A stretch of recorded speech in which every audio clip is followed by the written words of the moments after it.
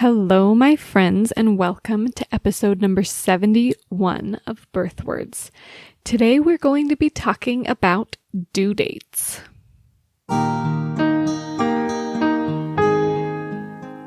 Welcome to Birth Words. Words are powerful. What are you doing with yours? In this podcast, birth doula and applied linguistics scholar Sara invites you to be intentional, reflective, and empowering with your language as we come together to honor those who give birth. The work of Birth Words is to elevate the language surrounding pregnancy, birth, and the postpartum period. Nothing in this podcast should be taken as medical advice.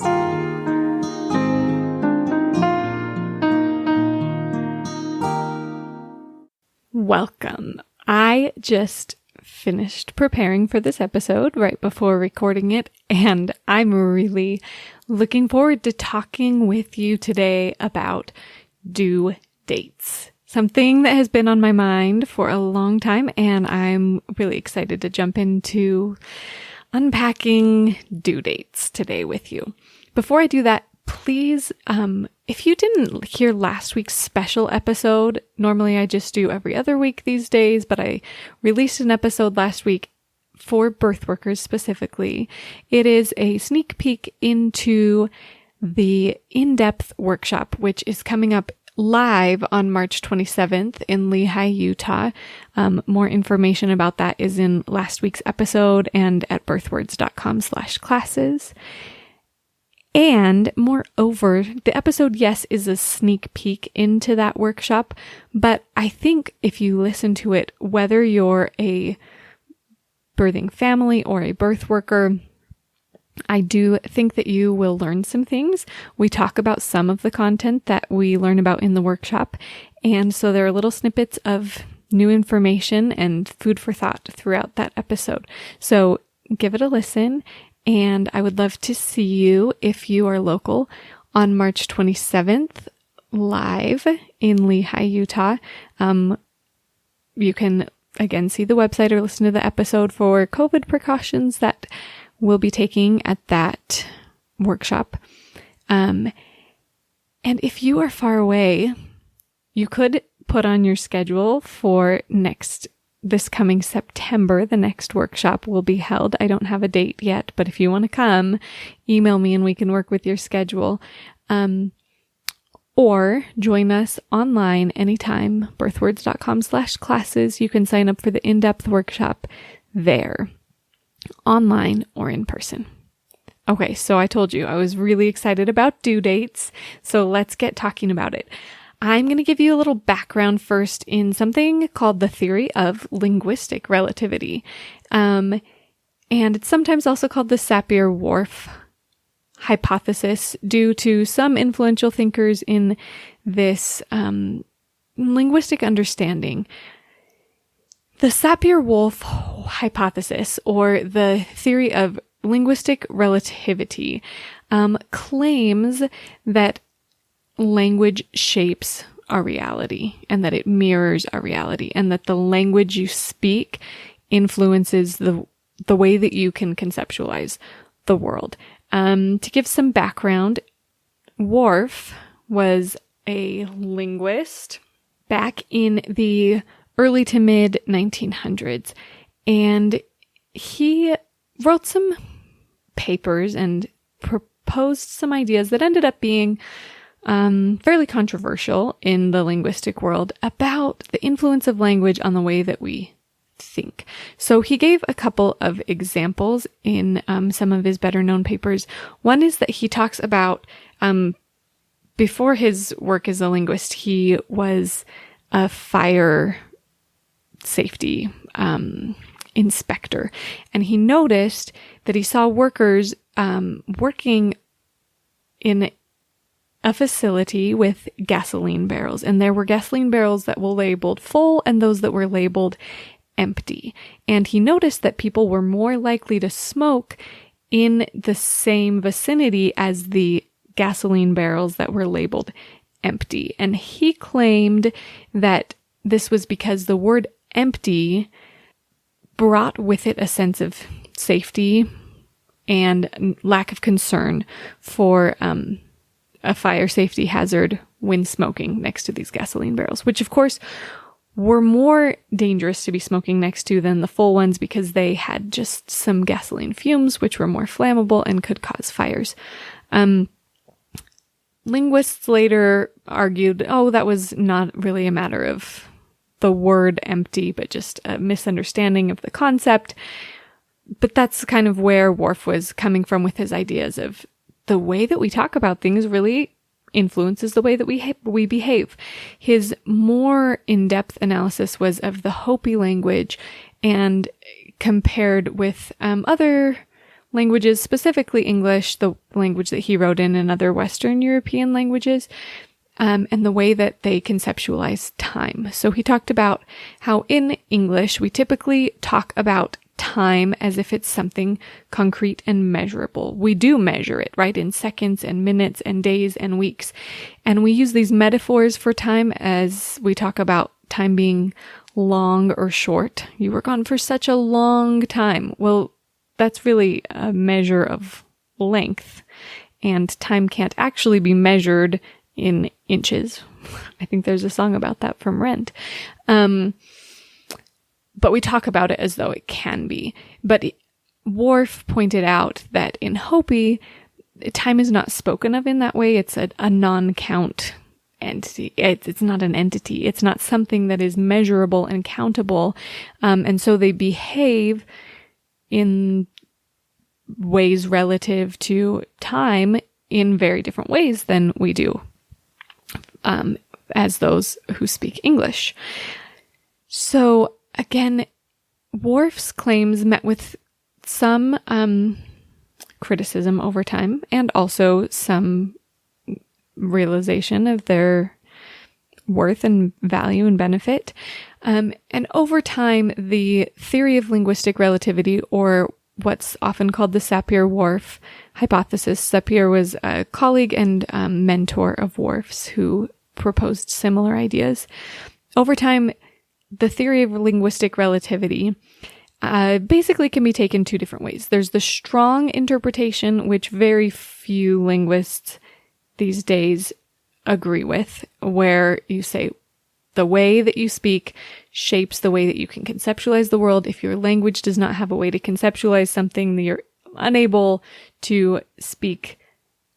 You're unable to think about something that you're unable to speak about, basically. That's a pretty strong claim and not one that many agree with. But the weak interpretation of linguistic relativity, or the Sapir-Whorf hypothesis, remains and is fairly common, and it's something that I subscribe to, that the words that we choose do influence the way that we tend to think about things. And it doesn't limit us to be completely unable to think about anything that our language doesn't have words for.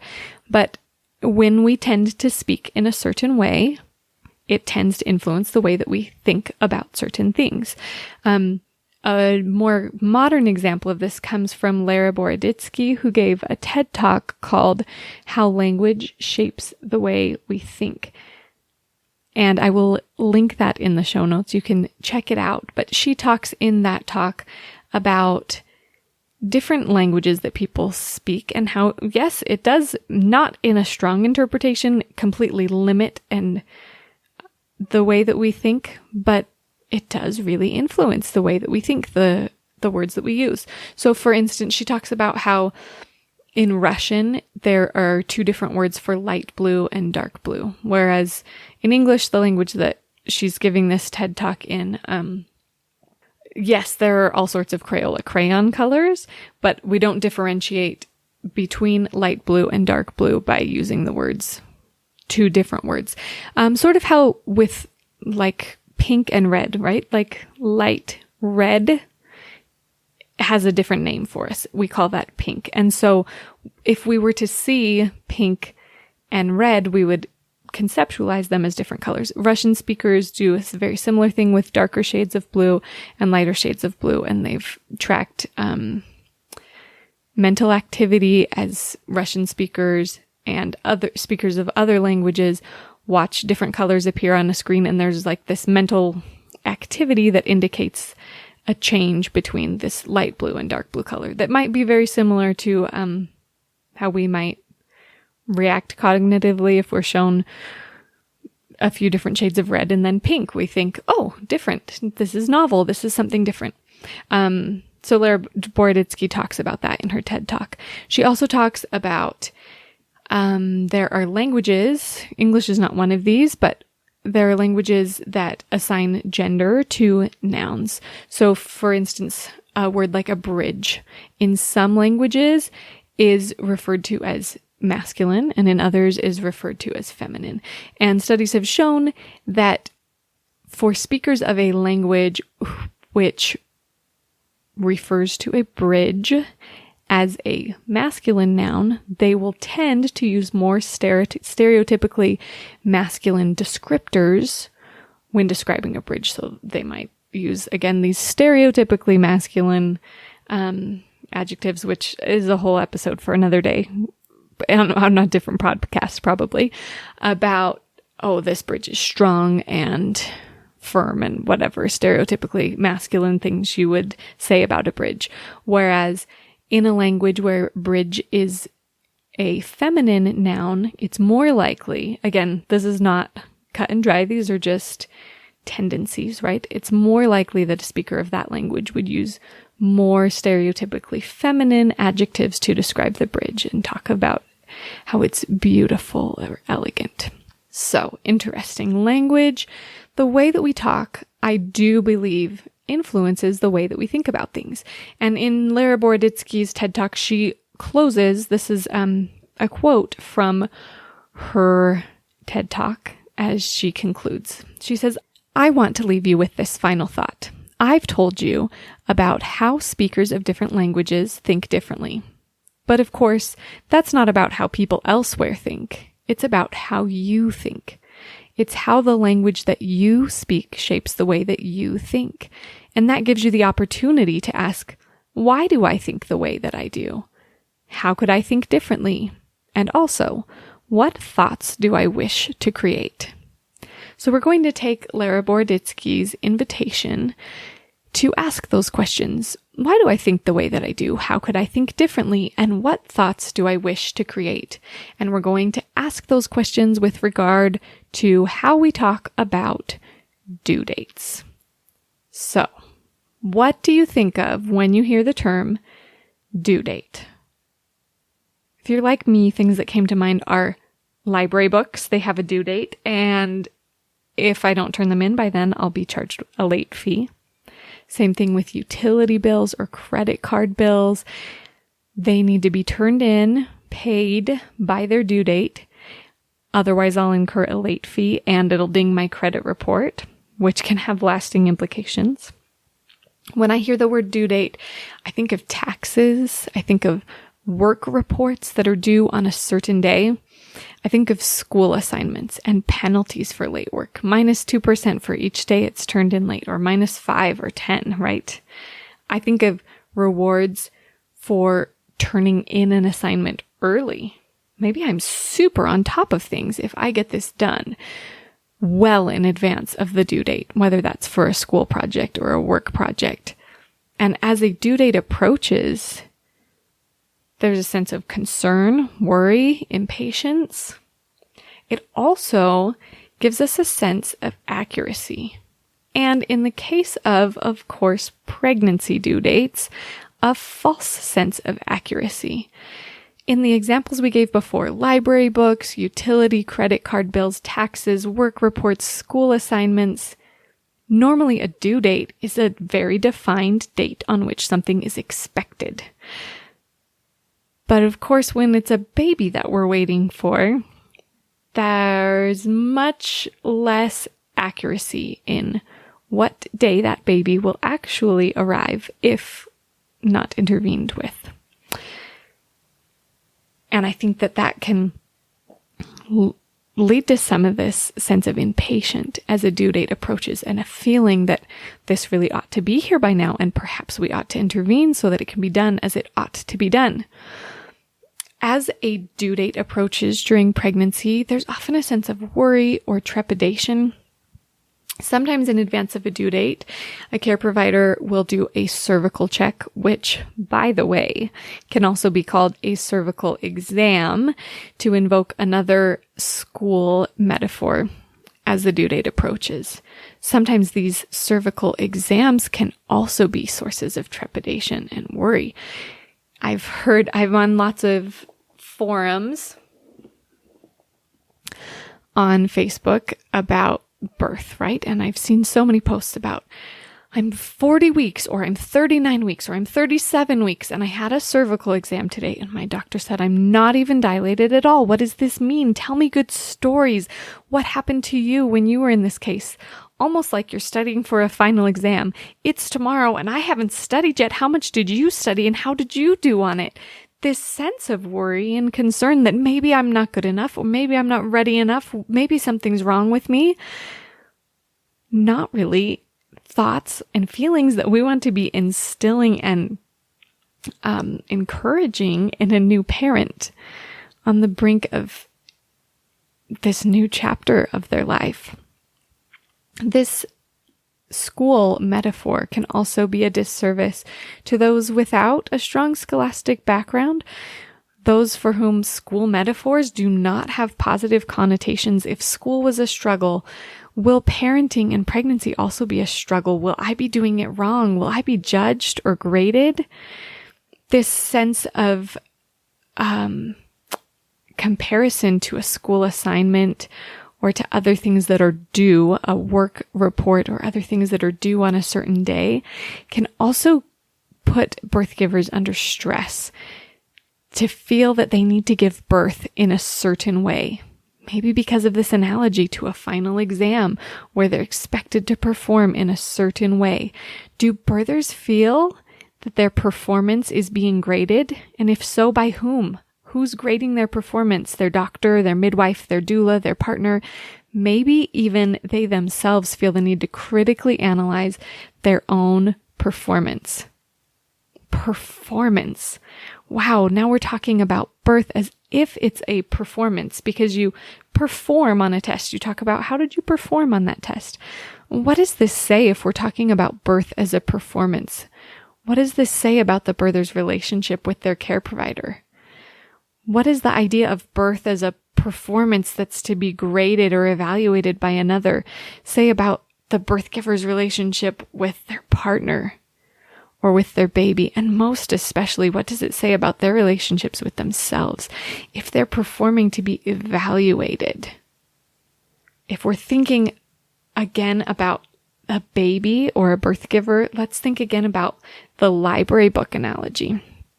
When we talk about due dates for library books, what do I need to do on a library book's due date? I need to turn the book back in to its true owners. This book is not mine, and I need to turn it back into its true owners. Well, if we apply this analogy to birth, and I'm turning in a baby or the birth giver to its true owner, eek. That's all I can really say about that. If we're talking about due dates and thinking about bills and taxes, those are super high stress for most people, and it generally lacks this sense of wonder and excitement. If a baby is a bill to be paid, or a birth giver is a bill to be paid, who is the bill due to? The idea that you would have something due to someone invokes a sense of greater authority or a benefactor. Is this due to the doctor? Is the baby due to the family? Are they owed one adorable boy by March 8th, 2021, or fines will accrue? Maybe for some birthers, this sense of a baby or a birth giver being due to an authority figure might invoke a relationship with God or a higher power. And if that's a loving relationship with God, that could be a positive way to conceptualize this. But overwhelmingly, as you've listened to the last few minutes of this podcast, you've heard that there are lots of reasons why the term due date and its associated metaphors of school assignments, work assignments, taxes, bills, library books, and the late fees, and the minus points for things being late, and the worry and trepidation. Whew, all of these are less than healthy. But it's very normal and natural for us to use metaphors to conceptualize abstract ideas and make them concrete. We're waiting for a baby to arrive, and that seems like a really abstract concept, so we use this term due date as a metaphor to make it more concrete so that we can better prepare for it. I talked in episode 45 about how metaphors are used to underlay our speech to make abstract ideas concrete. But I talked in this episode, and I'm again addressing in that episode, and I'm again addressing in this episode the fact that some of these metaphors are much more positive and empowering than others, and due dates are certainly one of the less helpful metaphors and ways of speaking about the expected or anticipated or hoped for arrival of a baby. So what are some possible alternatives? I've heard people talk about the due month rather than a due date. And this definitely addresses that false sense of surety about when the baby will show up. There's this understanding of, between week 38 and 42 is likely when this baby will arrive. So I'm going to call that a due month. And it addresses that concern. But we do still have this due word in there, which brings along with it the test or bill or library book metaphor and analogy, and can bring along a lot of that problematic stuff we've been talking about the last several minutes. So others talk about the term guess date, which takes out the due. It does still say date, but it's preceded by the word guess with the clear understanding that's not exactly and surely when we anticipate that this baby will arrive. So some really like this term guess date. Some may feel like they don't like its casual tone or just the complete lack of precision. Though, maybe that's a preparation for parenthood. There's lots of best guessing when parenting begins. I'd love to hear other suggestions that you have about other terms to use or ways to conceptualize what we have often and typically called due dates. The time that you may expect a baby to arrive. I would love to hear your thoughts and ideas and what you say as you talk about the time when a baby is likely to join your family. Join the Birthwords community on Facebook if you haven't yet, and share your ideas for alternatives to due date there. I would love to hear them and engage in conversation about them. As I considered this idea of what's another metaphor, another term, or another way to conceptualize the idea of due dates, what came to mind for me was the changing of the seasons. Now, we do have set calendar days for the solstices and the official start of each season, but we tend to better recognize and understand that each year brings variation with precisely which day or week or month the weather will shift and it will truly feel like and truly be the next season due to a number of factors, right? There can even be false starts as a new season approaches. Right now, as we're approaching spring, in Utah, there's this great thing called Fool's Spring, which we're really enjoying. Today is March 6th that I'm recording this, and it was 65 degrees, and we were outside, and it was beautiful. And in 2 weeks, it's most likely going to snow again, and it'll feel very wintry again, but I'm okay with that false start. And maybe we can feel similarly about those practice contractions that happen at the end of a pregnancy. Those false starts, and that's a loaded term in itself, but these indications that, something beautiful is coming. It's maybe not quite ready to be right now, but it is coming. Maybe we can think about our body's preparations for a baby to join us, instead of thinking them as false starts or not being true labor, just instead think of it as, wow, this is an indication that something beautiful is coming.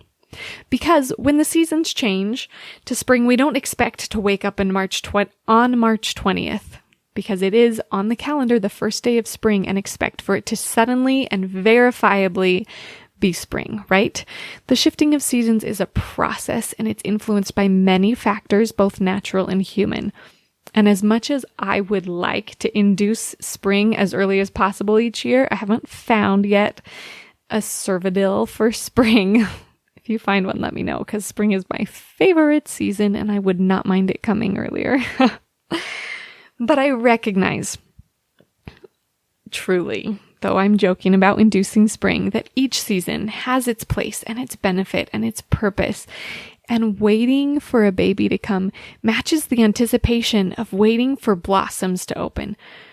New life coming forth isn't like clockwork, because people aren't clocks or robots. And we would do well to wait for the arrival of a human being, more like we wait for the shift in a season, and less like the fixed due date of a work project or bill or school assignment. So as I was conceptualizing this shift to thinking about birth as a shift in seasons, and again, my favorite is the shift to spring, so that's what I'm focusing on today, and it's relevant and timely. I asked myself, okay, so what language do we use when we make this mental shift? What term can I use instead of due date, right? I don't say, as much as I'd like to be able to, when is spring due this year? I mean, technically that is what the holiday Groundhog's Day is all about. When is spring due this year? 6 more weeks of winter or an early spring? But I guess, nobody actually really takes that holiday seriously, except my 4-year-old, who keeps asking me what the groundhog was up to and why this didn't turn out precisely as the groundhog predicted. But rather, we pretend, we joke about the groundhog, right? But we know that a groundhog's prediction really has no say in when spring comes each year. So instead of listening to that prediction, I watch for and I wait for signs that spring is coming. I feel joyful anticipation and hope as I do see those little glimmers of spring. And I love the pleasant surprise of glancing into my backyard one morning to find that the tulips, which were so tightly closed the day before, have blossomed and brought their beauty into the world. So yes, maybe I'm suggesting that we view so-called practice contractions or lost mucus plugs or even still tightly closed cervixes as analogous with flower buds and warmer days as harbingers of a beautiful change. And part of the beauty of that change is its unpredictability.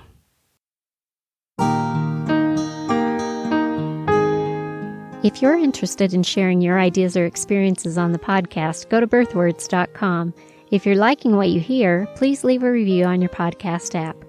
For more resources about language for a better birth, subscribe to the monthly newsletter at birthwords.com and follow Birthwords on Instagram and Facebook.